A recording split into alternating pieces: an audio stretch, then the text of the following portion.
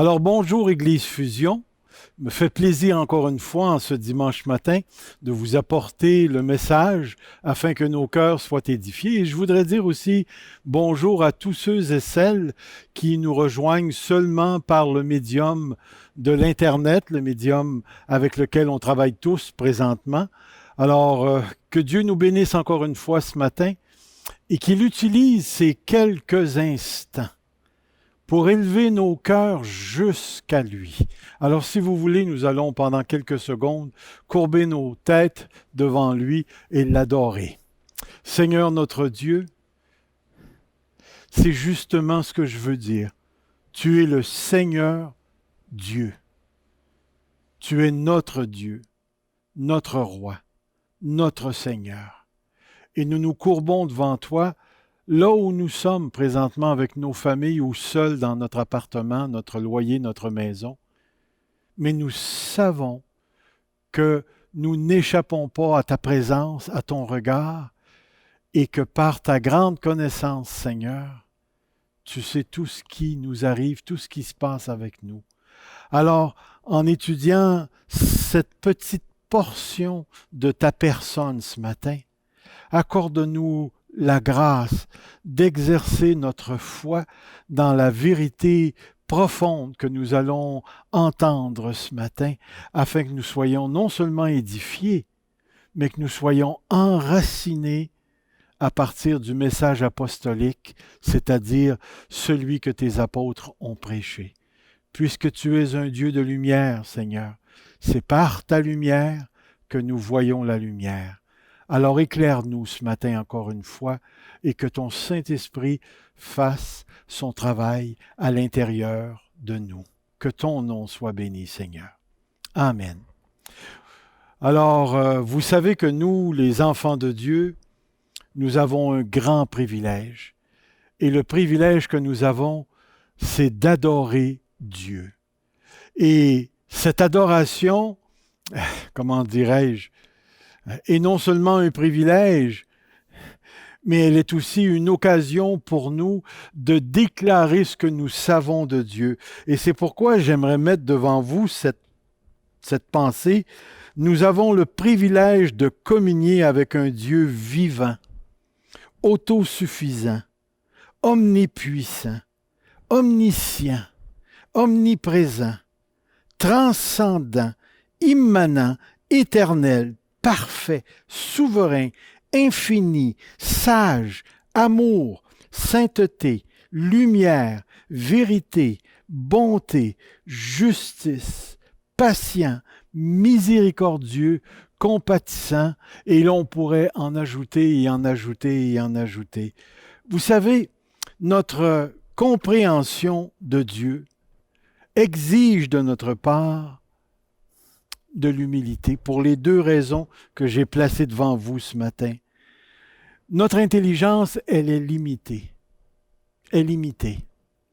Ce qui veut dire que tout ce que nous savons de Dieu, que nous apprenons de Dieu par sa parole ou dans les expériences que nous vivons avec lui, doit être filtré à travers une intelligence qui ne sait pas tout à propos de Dieu et qui a besoin jusqu'à un certain point de réaliser que Dieu dépasse complètement et à l'infini ce que nous pouvons penser de lui. Une deuxième chose, c'est que notre langage, le langage que nous utilisons pour parler de Dieu est toujours limité. Et même, je vous dirais que dans l'histoire, il y a eu une réflexion sur la nature du langage que nous utilisons pour décrire Dieu. Et pour plusieurs, à partir de Thomas d'Aquin et ceux qui sont venus après lui, parlent d'un langage analogique. L'analogie, c'est le point de ressemblance sans toutefois être le pareil. Tu sais, je vous dis, il parle comme sa belle-mère. Il n'est pas en train de dire qu'il est sa belle-mère, mais il parle, il a la même manière de phraser les choses et ainsi de suite. Alors, il y a un point de référence, mais ce n'est pas l'exactitude. Alors, tout ce que nous disons sur Dieu, nous savons que notre Dieu est amour. Et nous avons une certaine connaissance de l'amour. Mais Dieu est infiniment plus grand que notre expérience de l'amour et de la connaissance que nous avons de ce langage. Regardez dans Isaïe 55, le verset 8, « Car mes pensées ne sont pas vos pensées et vos voix ne sont pas vos voix, dit l'Éternel. Autant les cieux sont élevés au-dessus de la terre, autant mes voix sont élevées au-dessus de vos voix et mes pensées au-dessus de vos pensées. » Alors c'est avec un cœur humble que nous approchons notre Dieu, sachant qu'il dépasse tout ce que nous pouvons nous imaginer de lui. Alors, j'ai mentionné tout à l'heure une série de qualités, ce qu'on appelle les attributs de Dieu.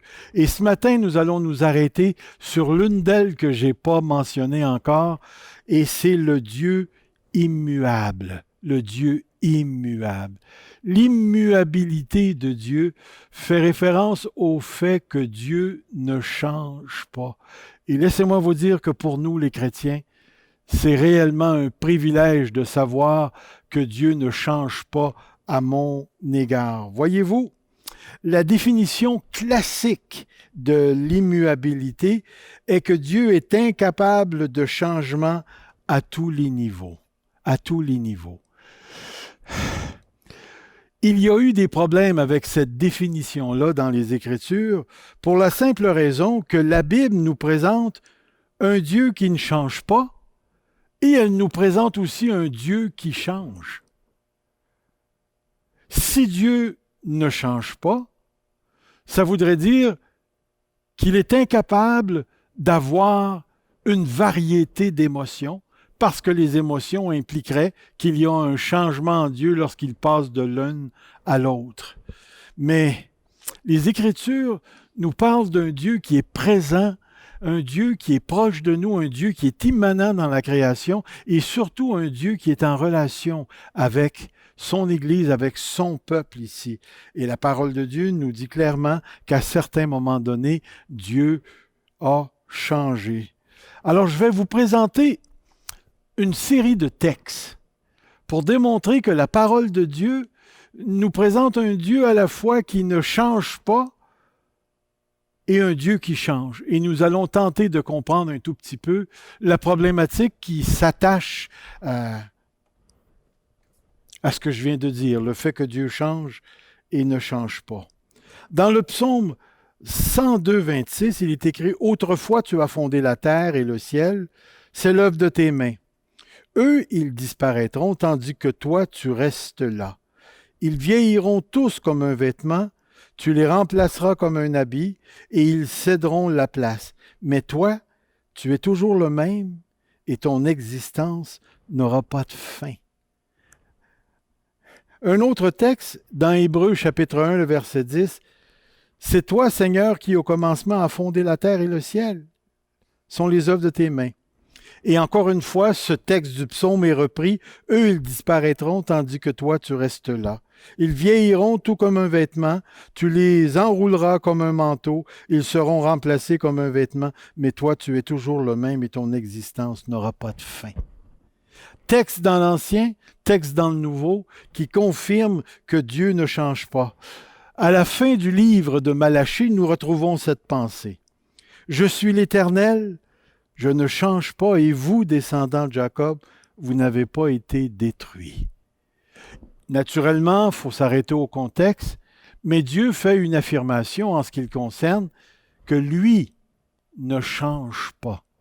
Alors, nous avons besoin de découvrir à quel niveau est-ce que notre Dieu ne change pas et à quel niveau notre Dieu change, parce que cela influence non seulement notre compréhension de Dieu, mais aussi affecte notre manière de vivre notre vie en lui, ici.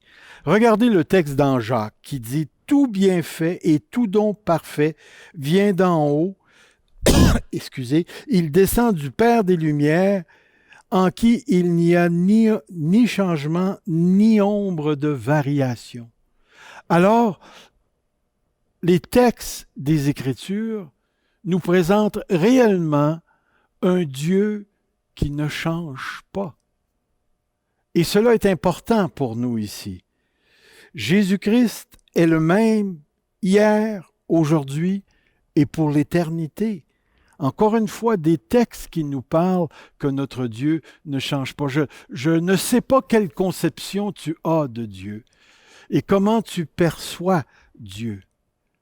Mais peux-tu t'imaginer si notre Dieu changeait à tout bout de champ et qu'il passait d'un état d'âme à un autre, ce qui arriverait avec nous et toute l'incertitude que cela pourrait créer en ce qui concerne notre salut. Mais notre Dieu est déclaré par la Bible comme un Dieu qui ne change pas. Nous allons maintenant regarder l'autre côté de la médaille, des textes qui nous présentent un Dieu qui change ici. Très intéressant comme texte dans Exode 32, 10. Dieu réagit à ce que les Israélites ont fait. Et il dit, maintenant, laisse-moi faire, ma colère va s'enflammer contre eux et je vais les faire disparaître tandis que je ferai de toi une grande nation. Alors Moïse intervient. Moïse implora l'Éternel, son Dieu, et dit, pourquoi, Éternel, ta colère s'enflammera-t-elle contre ton peuple, celui que tu as fait sortir d'Égypte avec une grande puissance et avec force? Pourquoi les Égyptiens, diraient-ils, c'est pour leur malheur qu'il les a fait sortir de notre pays, c'est pour les tuer dans la montagne ou dans les montagnes et les exterminer de la surface de la terre. Renonce à ton ardente colère et reviens sur ta décision de faire du mal à ton peuple. Le texte se poursuit. Souviens-toi d'Abraham, d'Isaac et d'Israël, tes serviteurs. Tu leur as dit en jurant par toi-même, je rendrai votre descendance aussi nombreuse que les étoiles du ciel, et je donnerai à vos descendants tout le pays dont j'ai parlé, et ils le posséderont pour toujours. L'Éternel renonça alors au mal qu'il avait déclaré vouloir faire à son peuple. Si nous avions le temps de regarder ce texte, nous verrions que l'un des arguments de Moïse, c'est « Rappelle-toi de ce que tu as dit à Abraham. Rappelle-toi de la promesse que tu as faite. » Et Dieu a changé sa décision par rapport à ce qu'il allait faire pour Israël. Et on se retrouve définitivement dans un contexte où Israël avait été rebelle à l'Éternel et Dieu, dans sa grande colère, avait décidé de complètement balayer Israël pour recommencer l'histoire avec Moïse, et Moïse a imploré pour que les choses changent.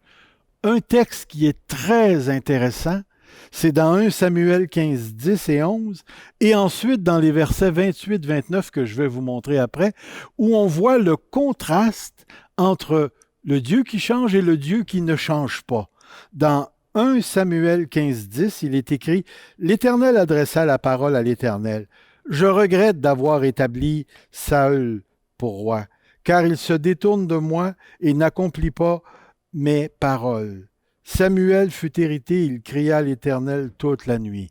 Voyez-vous ici, Dieu nous est présenté comme un Dieu qui regrette d'avoir fait dans le passé une telle chose. Et là, on va lire ceci. Samuel lui dit, en parlant à Saül, « L'Éternel t'arrache aujourd'hui la royauté d'Israël et la donne à un autre, qui est meilleur que toi. Celui qui est la force d'Israël ne ment pas et n'éprouve pas de regrets, car il n'est pas un homme pour avoir des regrets. » Quelques versets auparavant, Dieu regrette, et quelques versets suivants, Samuel affirme que Dieu ne regrette pas. C'est tout un texte à explorer, mais c'est un texte qui nous place en face d'une certaine réalité. Nous avons un Dieu qui nous est présenté comme changeant, et nous avons aussi ce texte qui nous dit que Dieu ne change pas. Dieu n'est pas un homme. Mais nous apprenons ceci. Tous les changements attribués à Dieu sont des changements qui ont lieu dans les relations avec ses créatures. Je vous donne un exemple en ce qui nous concerne les êtres humains. Supposons qu'une personne soit en colère contre moi. Et après avoir discuté, malheureusement, j'ai tombé dans le piège, je me suis emporté moi-même et tous les deux, on est en colère. Et de bons amis qu'on était, nous sommes devenus ce qu'on pourrait appeler des amis éloignés. Mais comme nous sommes des chrétiens, éventuellement, nous croyons que nous devons nous réconcilier. Et puis finalement, cette personne-là entre dans mon bureau et me demande pardon pour ce qu'elle m'a dit. Et moi, je fais de même, je lui demande pardon et la relation est réconciliée. Mais durant le temps qu'on était amis, j'étais Serge Pinard. C'était toute ma personne qui était présente. Et durant le temps que j'étais en colère contre cette personne, c'était encore Serge Pinard qui était en colère avec cette personne. Il y a eu un changement dans la relation que j'ai eue avec cette personne. Mais d'un autre côté, c'est toujours le même Serge Pinard qui était à la fois en colère d'une part et relativement en bonne communion d'autre part. Alors, il est possible de vivre des changements sans nécessairement changer à d'autres niveaux. Et la parole de Dieu nous présente justement que Dieu ne peut pas changer à certains niveaux. Dieu ne peut pas changer dans son caractère, dans son essence. C'est-à-dire que Dieu ne peut pas être saint et non saint en même temps et sous le même rapport. Et si Dieu jamais devenait non saint, nous pourrions concevoir un Dieu qui est encore plus parfait que le Dieu qui change. Dans sa nature, notre Dieu reste le même. Dieu ne peut pas être tout-puissant et non tout-puissant en même temps. Dieu ne peut pas connaître quelque chose et ignorer autre chose. Dieu connaît tout. Il est omniscient, il sait tout, le passé, le présent et le futur. Et vous savez qu'il y a eu récemment, dans les 30 quelques dernières années, une théologie qu'on appelle la Open View, qui font en sorte que Dieu ne peut pas savoir ce que les décisions des êtres humains libres vont faire suivant le désir de leur cœur. C'est-à-dire que si une personne est placée devant la télévision et qu'elle peut écouter les nouvelles sur le poste 2, 10, 12, 22 et 40, Dieu ne sait pas quel poste la personne va choisir. Il doit attendre que la personne choisisse. Dieu devient dépendant du choix de l'homme. Cette théologie fait en sorte qu'elle attaque l'omniscience de Dieu et aussi sa capacité de réagir à l'être humain. Notre Dieu n'est pas comme ça. Nous croyons fermement en un Dieu qui ne change pas dans son essence, dans sa personne. Et je vous dirais, c'est tellement important pour nous de réaliser cette vérité ce matin. Sais-tu que ton Dieu est toujours le même, hier, aujourd'hui et demain? Que ce Dieu dans sa personne va toujours être ce qu'il est. Et comme nous disait Jacques, il n'y a pas de variation dans son caractère. Dieu est ce qu'il est. Et c'est pour ça qu'il s'est présenté comme étant « Je suis celui qui suis ». Le Yahweh, le Jéhovah, l'Éternel des armées. Ce Dieu ne change pas. Une autre chose, Dieu ne change pas dans ses décrets. Et ça aussi, ça devient important pour nous ici. Dieu peut changer dans la relation qu'il entretient avec un peuple ou avec une personne, mais il ne change pas ce qu'il a décidé avant la fondation du monde ici. Regardez le livre des Proverbes 19, 21. Il y a dans le cœur de l'homme beaucoup de projets, mais c'est le plan de l'Éternel qui s'accomplit. Un autre texte. Mais les plans de l'Éternel subsistent éternellement, les projets de son cœur de génération en génération. Isaïe 14, 24. L'Éternel, le maître de l'univers, en a fait le serment. Oui, tout se passera comme je l'ai projeté. Ce que j'ai décidé s'accomplira. Dans un autre texte, nous avons « Souvenez-vous des tout premiers événements. En effet, c'est moi qui suis Dieu. Il n'y en a pas d'autre comme moi. Je suis Dieu et personne n'est comparable à moi. Je révèle dès le début ce qui doit arriver et longtemps à l'avance ce qui n'est pas encore mis en œuvre.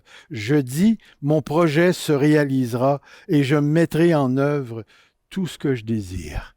Tout ce que je désire. » Excusez. Ces textes nous parlent d'un Dieu qui ne change pas dans ses décrets. Lorsque Dieu a décrété quelque chose, la chose est certaine d'arriver. Vous allez voir pourquoi on prend le temps de regarder tout ça lorsque nous allons tenter d'appliquer cette réalité, cet attribut, l'immuabilité de Dieu à nos propres vies, et ça devient tellement, tellement important. Dieu ne change pas dans ses promesses, non seulement dans ses décrets, mais aussi dans ses promesses. Et le texte par excellence, c'est le texte du livre d'Hébreux 16-13. Lorsque Dieu a fait la promesse à Abraham, comme il ne pouvait prêter serment par un plus grand que lui, il a juré par lui-même en disant « Certainement je te comblerai de bénédictions et je multiplierai ta descendance. » C'est ainsi qu'après une attente patiente, Abraham a obtenu ce qui lui avait été promis. Les hommes jurent par plus grand qu'eux, et le serment est une garantie qui met fin à toute contestation. C'est pourquoi Dieu, voulant montrer plus clairement encore aux héritiers de la promesse le caractère irrévocable de sa décision, est intervenu par un serment. Ainsi, par deux actes irrévocables, dans lesquels il est impossible que Dieu mente, nous soyons puissamment encouragés, nous dont le seul refuge a été de saisir l'espérance qui nous était proposée. Non seulement Dieu a fait la promesse, mais Dieu a fait un serment.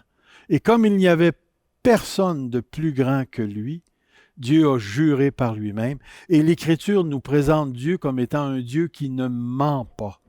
Alors, il est de toute évidence que notre Dieu ne change pas dans son caractère, il ne change pas dans ses décrets. Le plan qu'il s'est formé en lui-même s'accomplira jusqu'au bout. Jusqu'au bout. Et c'est pourquoi nous devons dire, petite parenthèse, la COVID-19 n'est pas un accident. Elle fait partie du plan de Dieu. Nous n'arrivons pas à comprendre tout ce que Dieu fait. Et j'espère que vous êtes comme moi, que vous ne comprenez pas tout ce que Dieu fait. Parce qu'à ce moment-là, notre Dieu ne serait pas Dieu si on pouvait le décortiquer jusque dans les moindres détails dans sa personne. Comme il nous l'a dit, ses voies sont tellement élevées au-dessus de nos voies que notre confiance en lui devient notre lieu de refuge quand nous sommes dans des situations où nous n'arrivons pas à comprendre ce qui nous arrive. Mais nous savons une chose, peu importe les circonstances dans lesquelles on se trouve, notre Dieu reste le même. Son caractère ne change pas. Notre Dieu ne change pas dans ce qu'il a décidé. Ses décrets sont arrêtés. Et ensuite, les promesses qu'il nous a faites sont certaines. Dieu ne promet pas et ensuite promet, ne promet pas et ensuite promet. Dieu, lorsqu'il promet, ça devient réalité, ça devient vérité et ça s'accomplit à travers l'histoire. Cette espérance, nous la possédons comme une ancre solide et sûre dans l'âme. Elle pénètre derrière le voile, nous parlons de Jésus-Christ qui est entré au ciel, là où Jésus établit grand prêtre pour toujours à la manière de Melchizedek, est entré pour nous en précurseur. Alors Dieu a fait quelque chose pour nous. Dieu nous a parlé à travers Jésus-Christ, et Jésus-Christ, en fin de compte, il est l'aboutissement de la promesse de Dieu, puisque en Jésus, la promesse de Dieu est toujours oui, nous dit Paul dans la lettre aux Corinthiens. Alors, frères et sœurs, nous avons un Dieu extraordinaire qui ne change pas dans sa personne, dans ses décrets et dans sa promesse. Maintenant, nous arrivons au point ce matin où nous voulons appliquer cette vérité à nos vies. Vous savez que l'immuabilité de Dieu est le fondement de notre assurance du salut de Dieu. Parce que Dieu a décidé de nous sauver, rien ne peut empêcher sa volonté de se réaliser. Rien ne peut empêcher sa volonté de se réaliser. J'ai récemment découvert toute une série d'articles sur le Dieu qui se cache. Et à partir de ce concept-là, un certain philosophe a voulu développer la pensée que le Dieu qui se cache est injuste parce que les gens qui voudraient croire en lui ne peuvent pas croire en lui parce que Dieu ne se montre pas. Comprenons bien ce que nous sommes en train de dire. Les décrets de Dieu ne changent pas. Moi, aujourd'hui, je suis sauvé selon le décret de Dieu. Et vous savez comme moi, dans la lettre aux Éphésiens, nous avons été choisis, prédestinés avant la fondation du monde ici. Je ne peux pas expliquer le rapport qui existe entre un Dieu qui choisit et la liberté humaine. Mais tout ce que je peux vous dire, c'est parce que Dieu a fait le décret de nous sauver, c'est-à-dire qu'il nous a choisis pour le salut, rien ne peut changer sa pensée. Rien ne peut changer sa pensée. Comprenons bien ce que je suis en train de dire ici. Le salut de Dieu ne dépend pas de l'action de l'être humain. Le choix a été fait avant la fondation du monde. Et je le sais que plusieurs pourront, s'ils le veulent, ils peuvent le choisir, de tirer des conclusions négatives. Mais moi, je vous préviens, n'oubliez pas, ces voix sont bien élevées au-dessus de nos voix. Et même la parole de Dieu nous parle que Dieu a des voix qui sont impénétrables. Je ne comprends pas tout de Dieu, mais je sais une chose, lorsque Dieu pose son regard sur une personne, comme il l'a posé sur moi à l'âge de 19 ans. Son salut est entré dans ma vie et j'ai été scellé par le Saint-Esprit et maintenant je lui appartiens. J'ai été, pour ainsi dire, tatoué sur le cœur de Dieu. Maintenant, je suis dans le livre de vie et Dieu me connaît. Et même si je ne comprends pas tout et qu'il y aurait des textes qui me diraient, eh bien, en cours de route, tu peux chuter, tu peux faire ci, tu peux faire ça, tu peux perdre ton salut. J'ai toujours eu des problèmes avec ça.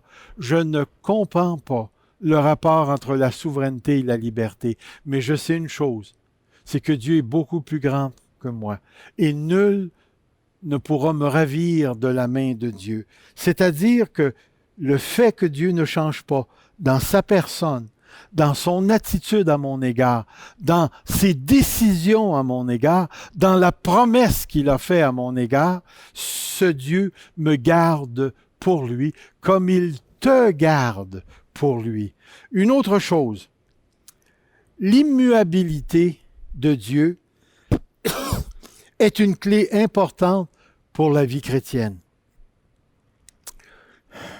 J'ai connu des chrétiens qui concevaient la vie chrétienne à partir de leur performance. C'est-à-dire, Dieu m'aime si je fais ci, il ne m'aime pas si je fais telle autre affaire. De sorte que leur vie devient une sorte de stress perpétuel parce que leur communion avec Dieu dépend totalement de ce qu'ils font. Permettez-moi de vous dire ceci.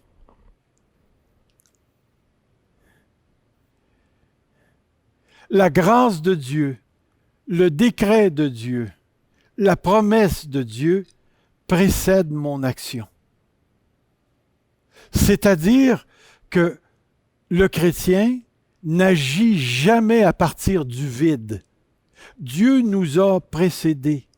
Dieu nous a précédés dans le sens qu'il a formulé un plan avant la fondation du monde, et mon nom était dans ce plan, et Dieu a déterminé que je lui appartiendrais. Et c'est en raison de ce plan qu'aujourd'hui, depuis l'âge de 19 ans, j'ai consacré ma vie à Jésus-Christ, et maintenant, Jésus devient mon maître, mon Seigneur, et je marche avec lui à tous les jours, et je ne pourrai pas dire que cela dépend de moi, puisque la grâce me précède. Alors, de concevoir la vie chrétienne à partir de ma propre performance est une erreur fondamentale. Regardez dans la deuxième lettre de Pierre, sa divine puissance nous a donné tout ce qui contribue à la vie et à la piété par celui qui nous a fait connaître, les promesses, Et ensuite, il arrive au verset 5 et il dit, « Ainsi donc, faites tous vos efforts. » C'est pourquoi faites tout votre effort pour ajouter à votre foi la connaissance et ainsi de suite. Mais la grâce de Dieu précède l'effort humain et parce que Dieu ne change pas, sa grâce ne change pas. Et ma vie chrétienne, et même si j'y suis personnellement impliqué avec ma volonté, je suis précédé par l'action du Saint-Esprit continuellement. Même la parole de Dieu nous dit que Dieu a préparé des choses, des œuvres pour nous que nous les pratiquions.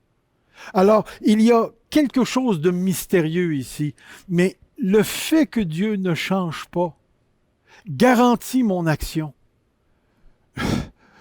Je me rappellerai toujours d'un frère que j'ai rencontré qui me décrivait sa vie chrétienne comme le dimanche matin, je suis boosté, j'arrive le lundi, le mardi, je suis découragé, puis là je cours pour sauter sur la croix le mercredi avec la vie de prière, et puis là, rendu au jeudi, je tombe en bas de la croix, et là, j'essaie de rester au-dessus de l'eau jusqu'à dimanche, et là, ça recommence, comme si tout ça dépendait de lui. Place ta foi dans le fait que Dieu te précède et que ce Dieu ne changera jamais d'attitude à ton égard. Oh oui, il va te traiter selon tes actions. C'est ton Père qui va te traiter. Il va te châtier. Et tu peux être certain que ce châtiment sera efficace dans ce qu'il produira. Mais je peux te dire une chose, c'est que Dieu ne changera pas à ton égard. Ce qu'il a décrété à ton égard se réalisera. Et pour moi, ma vie chrétienne, elle est vécue dans la foi en un Dieu qui s'est personnellement engagé par sa promesse et par le serment qu'il a fait. Maintenant, ma conception de la vie chrétienne, c'est que je suis réellement responsable de mes actions.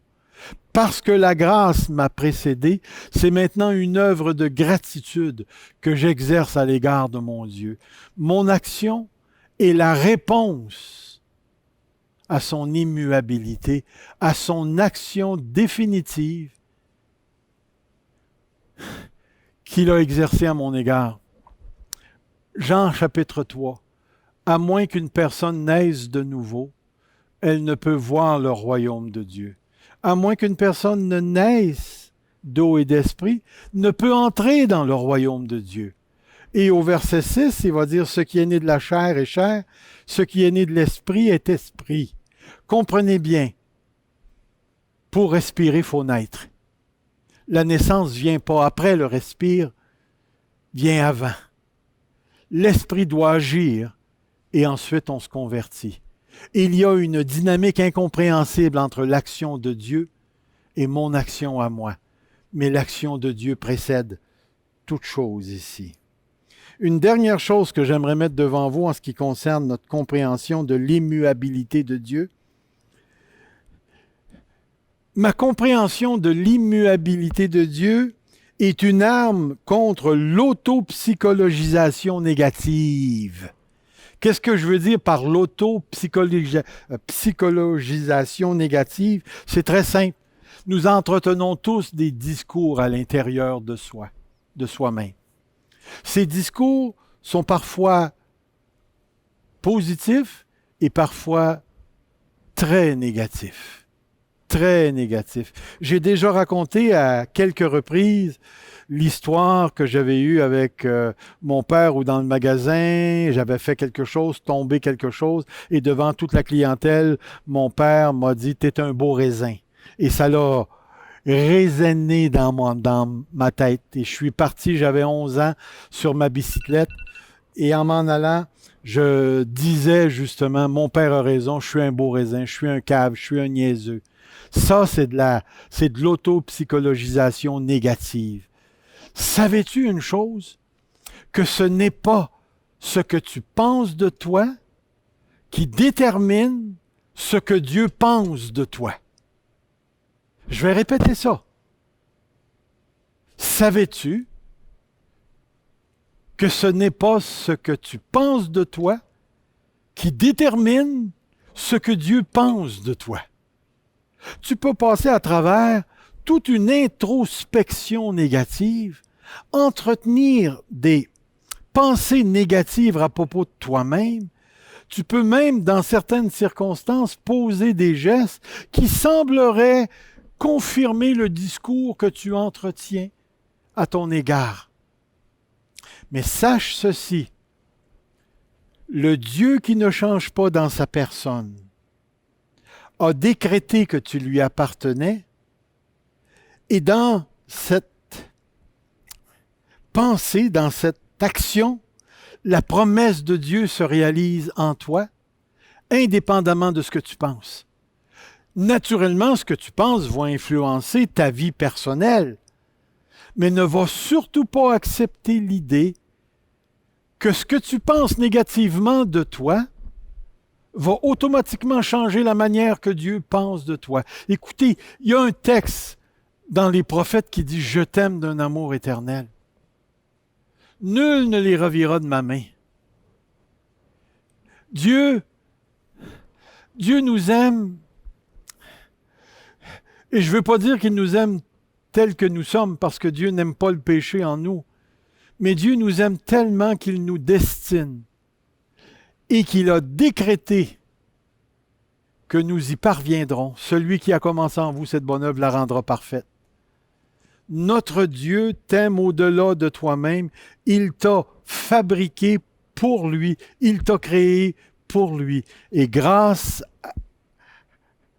à cette immuabilité de Dieu, tu peux, par la foi, en dépit de tous les discours négatifs que tu as dans ta vie, te confier en celui qui ne changera pas à ton égard parce qu'il s'est engagé par la promesse et le serment. Alors, je peux comprendre que tant que nous serons dans cette condition de mortalité, de péché, il y aura toujours de la folie à l'intérieur de nous. Il y aura toujours de l'inconséquence, de l'incohérence. Je le sais en tant qu'humain que je suis un être brisé, que parfois il y a le non et le oui en même temps dans ma vie. Mais par la foi, je sais aussi que celui qui m'habite ne changera jamais à mon égard. Et ce qui est venu confirmer cette conviction profonde dans ma vie, c'est le moment de crise que j'ai parlé à quelques reprises, où malgré tout ce que j'ai pu faire, Dieu m'a gardé dans sa tendresse, m'a ramené à lui, et il me garantit encore que son plan pour moi n'a pas changé. J'ai été destiné à la vie éternelle, et cette vie, je la possède, je la vis déjà, et j'attends la plénitude de la manifestation de cette vie. Je ne sais pas où tu te trouves ce matin, mais je te dis ceci. Place ta foi au-delà de tes discours. Place ta foi en celui qui ne change pas. Que Dieu t'amène à réaliser la profondeur de cette vérité. L'assurance de ton salut dépend de lui. La clé de ta vie chrétienne, c'est que lui te précède continuellement dans ton action. Et troisièmement, le Dieu qui ne change pas ne dépend pas de tes états d'âme pour te garder à lui et réaliser sa promesse. Que notre Dieu ce matin te donne la force de la foi, c'est-à-dire ce que la foi produit au-delà de ce que nous comprenons de soi, au-delà de nos sens lorsque nous faisons face à des choses difficiles, avec un cœur qui se sait habité par celui qui ne change pas. Dieu a posé son regard sur toi et sur moi. Église Fusion, crois que ton Dieu ne change pas. Et même si nos circonstances changent et que jusqu'à un certain point elles nous désavantageraient, celui qui tient la promesse ne change pas. Et c'est pourquoi aujourd'hui, je te dis que ton cœur croit.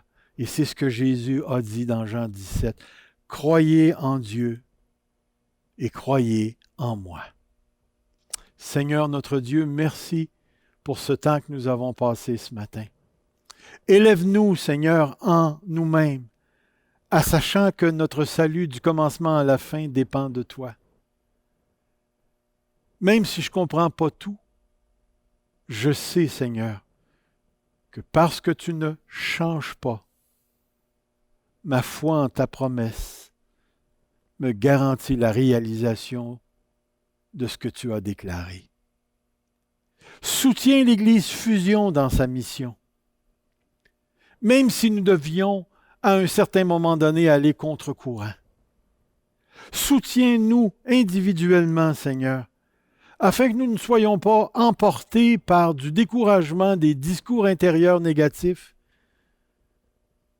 mais que nous puissions dépasser tout ça par une foi en un Dieu qui s'est personnellement engagé, qui n'est pas menteur et qui a décrété notre salut. Béni soit ton nom, Dieu inchangeable. Béni soit ton saint nom, Jésus-Christ, qui est mort à la croix et ressuscité, et qui est à la droite de Dieu pour intercéder en notre faveur d'une intercession qui ne peut pas faillir. Merci pour qui tu es, Saint-Esprit, du fait que ta seule présence en nous est la garantie, les arts et le sceau de la promesse de Dieu. Alors, Père éternel, Jésus-Christ, Saint-Esprit, nous t'aimons. Que l'Église Fusion t'aime. Et jusqu'à ce que tu reviennes, nous gardons cette espérance ancrée dans nos cœurs, sachant que notre Rédempteur est dans les cieux et qu'il réalisera la promesse du Père. Sois béni, Dieu. Passez, Église Fusion et tous nos frères et nos sœurs qui nous ont écoutés de l'extérieur, passez une belle semaine. Que Dieu vous bénisse. Amen.